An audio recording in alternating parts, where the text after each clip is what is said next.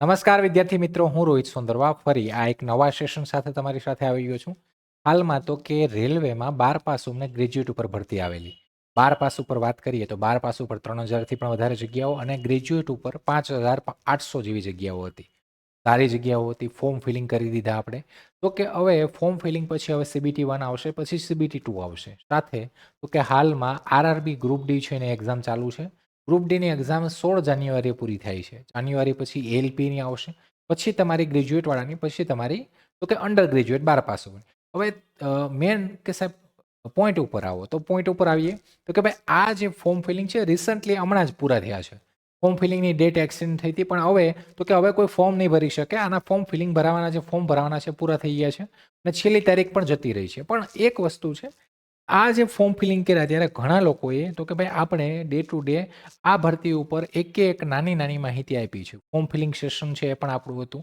હવે તો પણ કે ભાઈ થાય એવું ક્યાંય ને ક્યાંય તમે આ ફોર્મ ફિલિંગ કરવામાં ભૂલ કરી હોય અથવા તમારાથી ભૂલ થઈ ગઈ હોય, તો સાહેબ એના ભૂલ સુધારવા માટે તો કે આનું જે પોર્ટલ છે એની ઉપર ભૂલ સુધારવા માટેની જે તારીખ છે, જે ગ્રેજ્યુએટવાળાની તો કે છેલ્લી તારીખ 9 ડિસેમ્બર અને અંડર ગ્રેજ્યુએટની છેલ્લી તારીખ તો કે એ 16 તારીખ સુધી છે.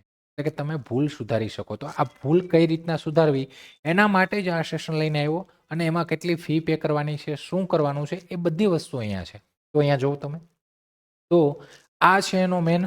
તો કે ભાઈ આવી રીતના જે આ 12 પાસ ઉપર અંડર ગ્રેજ્યુએટ એટલે કે આ 12 પાસની ભરતી હતી, ઠીક છે. અને અહીંયા તો કે આ તમારી સ્નાતક ઉપર એટલે કે ગ્રેજ્યુએટ ઉપર હતી. આ ગ્રેજ્યુએટ લેવલ, આ 12 પાસ.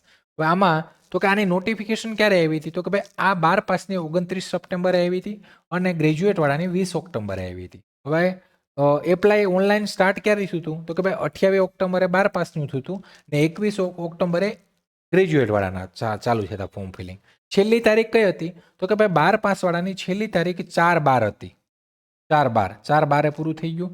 આ તો કે આ પૂરું થઈ ગયું 27/11. આ છેલ્લું ફોર્મ ભરવાની તારીખ હતી. પછી આ તારીખ છે એ પણ વધારી હતી બંને પરીક્ષાઓમાં, કે તારીખ ફોર્મ ભરવાની પહેલા અઠવાડિયા પહેલાની તારીખ હતી, પછી અઠવાડિયું ફોર્મ ફિલિંગની ડેટ એક્સટેન્ડ કરી હતી. છેલ્લી તારીખ આ હતી. હવે વાત કરીએ તો કે આ ફી પેમેન્ટ 4 તારીખે જે લોકોએ ભર્યું એને ફી પેમેન્ટ માટેની છેલ્લી તારીખ 6 તારીખ હતી, અને જે લોકોને આ ગ્રેજ્યુએટમાં ફોર્મ એને 29 તારીખ હતી. આમાં જગ્યાઓ તો કે આમાં 3000 પ્લસ જગ્યાઓ છે, ઠીક છે. અહીંયા તો કે અહીંયા 5810 જેવી જગ્યાઓ હતી અહીંયા, ઠીક છે. હવે અહીંયા તો કે આપણા અમદાવાદ ઝોનમાં 12 પાસ ઉપર 153 જગ્યાઓ છે અમદાવાદમાં, ઠીક છે, અમદાવાદ ઝોનમાં. અને અહીંયા તો કે અહીંયા અમદાવાદ ઝોનમાં હતી 79 એટલે કે 79 જગ્યાઓ. આ જગ્યાઓ માટે CBT1 પહેલા આવશે, પછી CBT2 આવશે. CBT1 ક્વોલિફાઈંગ છે, CBT2 છે એ મેરિટ બેઝ છે. આની ઉપર તમારું સિલેક્શન થાય. બેમાં સેમ પેટર્ન છે આ વસ્તુ.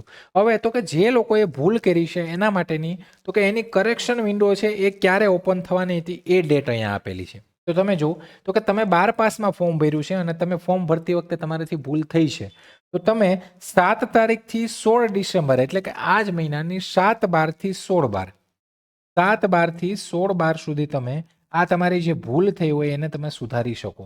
અને ગ્રેજ્યુએટમાં તો કે ગ્રેજ્યુએટમાં હતી 30/11 થી હતી તો કે 9/12 એટલે કે આ જે છેલ્લી તારીખ છે એની, જે લોકોએ કરેક્શન ના કર્યું હોય એના માટે પણ આજે છેલ્લી તારીખ છે. ગ્રેજ્યુએશનમાં કરવું હોય તો કરી દેજો, સેમ પેટર્ન જ છે બેમાં.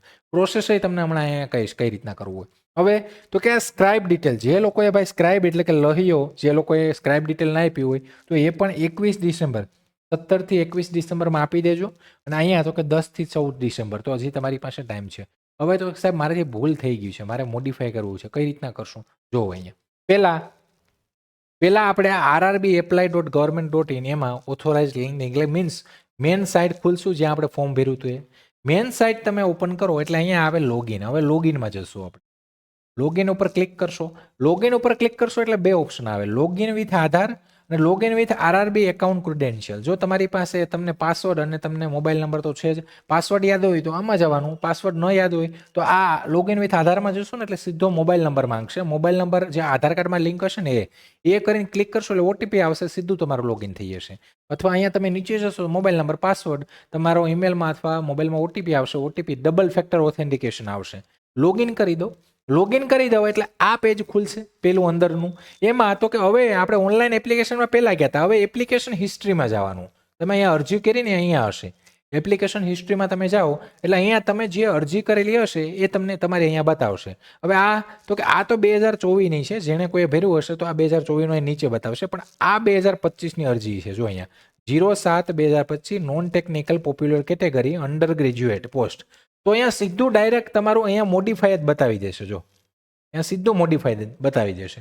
મોડિફાય ઉપર ક્લિક કરશો એટલે તમારું આવું આવશે કે ભાઈ you can modify your application પર્ટિક્યુલર્સ, એટલે કે જેવી કે નામ, તમારું નામ બદલી શકો, ફાધર નામ સાથે mother name, gender, date of birth, email address, mobile number. તો આ વસ્તુ છે તમે મોડિફાય અહીંયા કરી શકશો. અને બીજું કે આની ફીસ છે જે ₹250 છે, જે નોન રિફંડેબલ રહેશે. તો અહીંયા આઈ અન્ડરસ્ટેન્ડ એગ્રી આપો એટલે જેવું આપણે ફોર્મ ફિલિંગ કરીએ એવી બધી સ્લાઇડો પહેલા પેજથી આવી હશે. તમારે જે પેજ ઉપર જ્યાં પણ ભૂલ થઈ હોય એને મોડિફાઈ કરી સબમિટ કરી અને તમારે છેલ્લે પ્રિવ્યૂ પણ આવશે. સેમ જેવું ફોર્મ ભર્યું છે પ્રિવ્યૂ ચેક કરી લો હજી એકવાર અને તમારે સબમિટ કરીને ફી પેમેન્ટ કરવાનું છે. સેમ જેવું આપણે ઓનલાઈન ફોર્મ ફિલિંગ કર્યું હતું એ તમારા મોબાઈલમાં આ વસ્તુ ઘર બેઠા તમે કરી શકો છો. આ ગ્રેજ્યુએટ અંડર ગ્રેજ્યુએટ બંને માટે, પણ ગ્રેજ્યુએટ માટે 9 ડિસેમ્બર એટલે કે આજે છેલ્લી તારીખ છે અને અંડર ગ્રેજ્યુએટ માટેની તારીખ પણ મેં તમને આગળ કહી દીધી. એટલે વહેલી તકે જે લોકોથી ભૂલ થઈ છે એ લોકો આ વસ્તુ કરી દેજો. બીજું તો કે અત્યારે હાલમાં ગ્રુપ ડીની એક્ઝામ ચાલે છે. ગ્રુપ ડી 16 જાન્યુઆરીએ પૂરી થશે. 16 જાન્યુઆરી પછી તો કે એએલપીની એક્ઝામ સ્ટાર્ટ થશે. એએલપીની એટલી બધી લાંબી નથી ચાલતી, પણ આપણે ચાલીએ 10-15 દિવસ માનીને ચાલીએ તો જાન્યુઆરી ગણીએ તો ફેબ્રુઆરી અથવા માર્ચમાં તમારી જે ગ્રેજ્યુએટ વાળાની એક્ઝામ છે ને એની પોસિબિલિટી છે. ગ્રેજ્યુએટ વાળાની પહેલી એની લેવાશે અને માર્ચ એટલે કે એપ્રિલ મેમાં અંડર ગ્રેજ્યુએટ વાળાની CBT-1 લેવાય. આ એક્સપેક્ટેડ છે.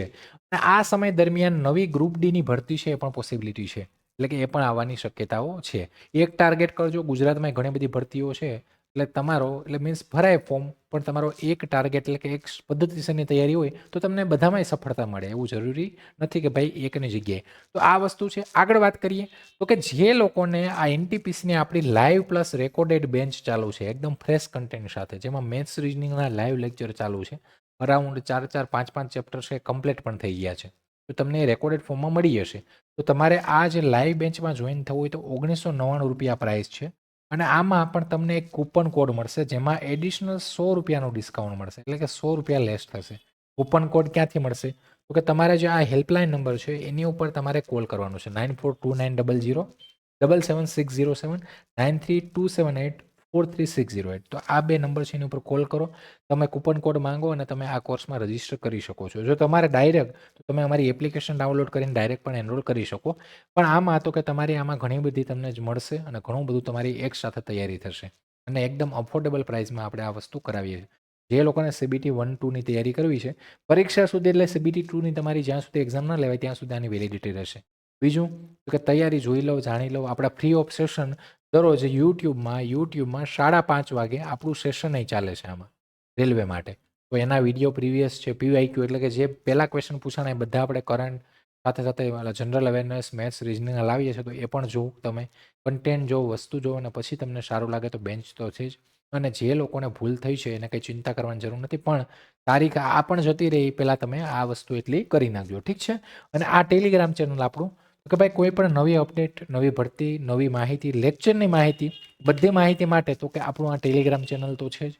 તો વહેલી તકે આ વસ્તુ કરી નાખજો. કંઈ પણ ડાઉટ, ક્વેરી કે આમાં પણ કંઈ ભૂલ હોય કે કંઈ પણ વસ્તુ તમને ન સમજાય તો તમે અમારા હેલ્પલાઇન નંબર ઉપર કોલ કરી શકો છો. તો આવા જ નવા સેશન સાથે ફરી મળશું. ત્યાં સુધી રજા લઉં છું. જય હિન્દ, જય ભારત.